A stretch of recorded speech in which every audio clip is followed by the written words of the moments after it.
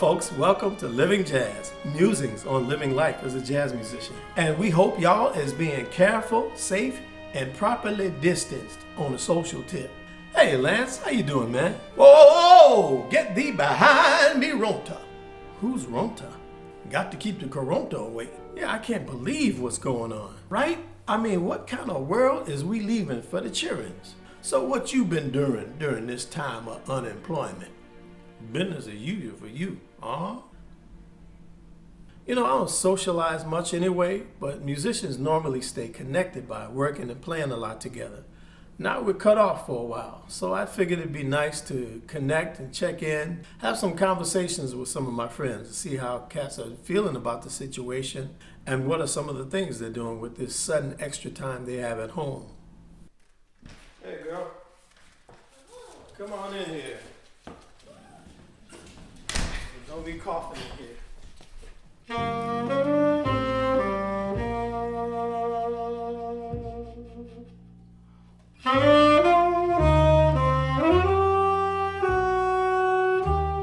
This is Peter Lin, a great trombonist, entrepreneur, and he has him and his partner Abel have a video series, Jazz Biz 101. That is correct. That's right, with a lot of great information to help musicians empower themselves as we deal with this business of music. Just thinking about you and my daughter, your career is just getting started and this happens, you know.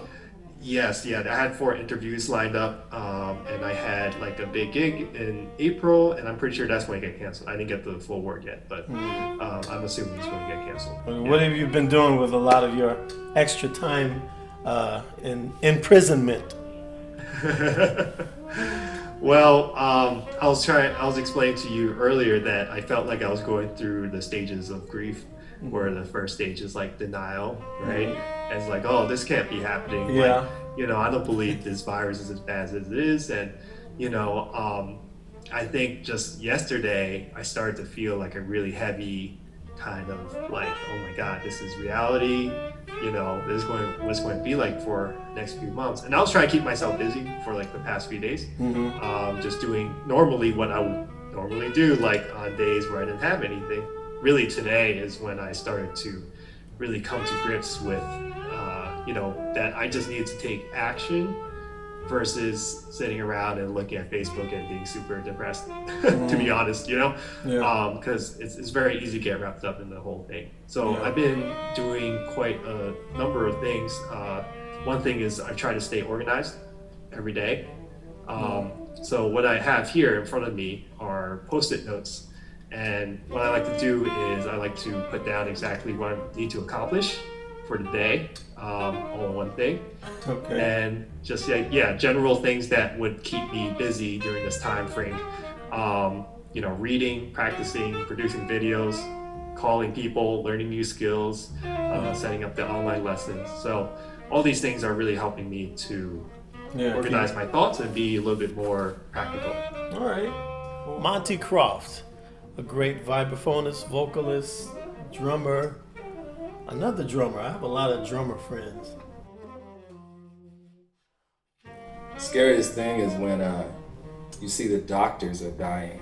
You know, when people post, you know, it'd be like pictures, it'd be like 5 physicians, and those guys are all deceased from coronavirus. And it's like, man, it's really scary because those are the people that are taking care of us. You know? Yeah.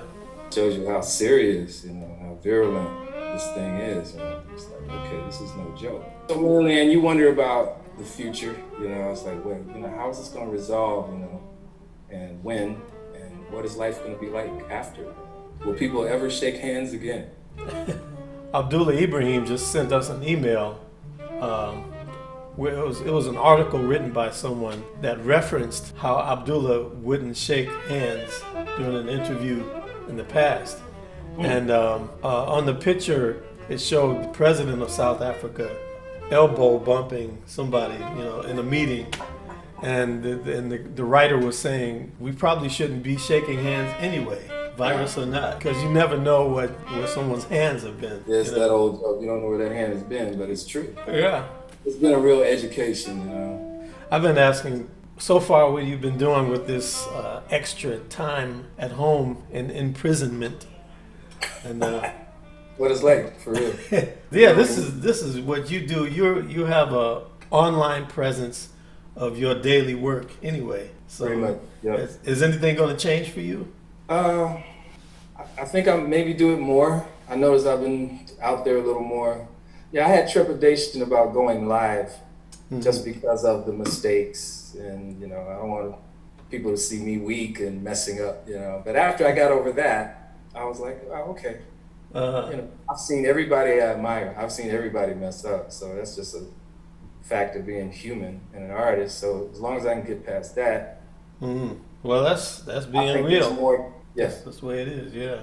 and I think maybe some of the younger people will learn from it that there is no perfection. That the feeling takes you a long way. You got to have your foundation and your technical background and all that, but the feeling goes a long way. This is Dwayne Cook Broadnax in Brooklyn. He's in a hot zone, New York City. Yeah. What were some of your thoughts and feelings when you started, losing work because of this? It was devastating, man. It's because it's new, it's unprecedented. I think, and then just because of the nature of what we do, we always know that our income can sort of, come and go and, ebb and flow, dip and dab. But, at this level of the game for us, having, with like the old heads in it, there is some consistency in our work that kind of gives you a little bit of a cushion, a little sense of comfort. Everything won't stop all at once unless you start smoking crack or something like that. Yeah, because you're diversified in your work, Right? We're diversified, man. We're doing all different kind of gigs. Some of us are teaching and, doing other things like that. So when something like this hits you and it really, really shuts down your work, it's pretty deep, man. Yeah. You said you did some shopping yesterday with the kids? Luckily, here where I live in Fort Greene, as you know, your old neighborhood. Yeah. There's a Stop and Shop supermarket right around the corner from me, so it's easy to get to. So my daughter went shopping the other day, and then there was a few things I needed, so I went myself yesterday, and it was cool, man. It's just that whole social distance thing that they're preaching and really trying to encourage everybody to respect was like not happening. Really? Folks were on top of each other and people were cool, they were cordial and friendly, considering everybody's a little bit tense right now. But, I'm thinking, man, I am like real close to a whole bunch of people right now. Yeah. Other than that, what you've been doing with your extended time at home, imprisonment? No, it's been kind of cool, man. To some degree, my daughter's here with me, so we've been spending a lot of time together. Yeah. I've been cooking. She's not a big fan of my cooking, but I saw that duet. That was sweet. Oh yeah. Thank you, man. Singing. That's great. Yeah. It was fun to do. I actually looked to do it again of that same composition, but produce it a little more because that was raw. We kind of figured out some chords and some words and just put it down. Branford Marsalis, ex-saxophonist extraordinaire, an old friend from school. That's more important, yes. Yeah. But other foolishness. Has your life changed much so far since all this mess has been going down? Yeah, we have 3 months off. 3 months, yeah. 3 months, didn't expect it. And that's being optimistic. We were supposed to go to Europe on Saturday. Yeah. And I was gonna go from there to Japan and then back to the US and then play concerts all the way to April 25th. Yeah. And it's all gone. And May is gone and June is gone. And who knows? You know what, man? Kids are home. Everybody's safe. Everybody say that's important. Yeah. The rest of the stuff, we'll deal with it. I mean, Yeah. It ain't no difference than when we went in the E-rooms, whatever that, or Mass Ave. Mass Ave, that's right. I mean, I feel the same as I did then. You actually taught me more than the teachers at Berkeley. Lies. Hanging out with you. All lies. Yes. We were just listening to records at the same time. We were all but you told me what to listen to and what to listen for. Appreciate that, man. I don't remember that, but okay.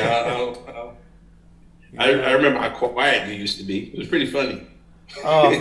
Yeah, I'm still quiet, but No, you're not. No, you're not. I see you on video. You're not quiet. you kind of went through something like this before. Well, not exactly the same, but Hurricane Katrina, a disaster in your home city. Yeah, it was rough. Yeah. Did that affect your family in any major way? No, because everybody survived. Uh, It didn't affect it. It inconvenienced the family in a major way. Everybody had to leave, and they couldn't go back for a while. I've also watched people try to compare it to 9/11, which is fair, but those were certain things, like they happened, and then once they happened, it was over, and then you had to recover from it. You had to deal with it. But with this thing, nobody knows when it's going to end. yeah, the not knowing. It's like everybody. I mean, nobody really knows anything. So you have the doomsayers that are saying, "Oh, it's going to be the worst thing ever." They suspect that. They don't know that. And then there's the other people who are like, "Oh, it's all a hoax. There's nothing there." That's just foolish. Yeah. You know? In fact, I think the thing that makes this unique is the absolute uncertainty of it. The thing is, at the end of the day, we don't know. So I'm really kind of okay, because I'm just not the kind of person that tries to establish an opinion about stuff that I don't know anything about. Exactly. When I was younger, of course I did that. You had very strong opinions and not know anything. But I don't know what it is. So I'm just I have an opportunity to practice more. Yeah. This is Yoron Israel, drummer, percussionist, professor at Berklee College of Music. What's your position now? Oh, chair of percussion. Chair of percussion. All right, congrats, man. Yeah. Well, thank you, man. I appreciate it. And do you have any things on the books that got canceled? Yeah, quite a lot of stuff actually. We had a festival planned this weekend at Berklee with, and I was doing a clinic performance as part of that. But not only that, we were doing some tribute concerts because a couple of our guys recently passed, Dave Samuels and Bob Gulati. Oh, yeah, that's right. We had some tribute concerts planned that I was really looking forward to.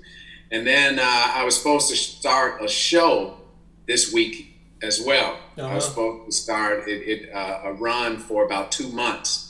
We had to cancel, man. So a lot of stuff. Yeah, I was set to go out on the road, man, with Abdullah. And, that's right. Yeah, right. man. It's not bad.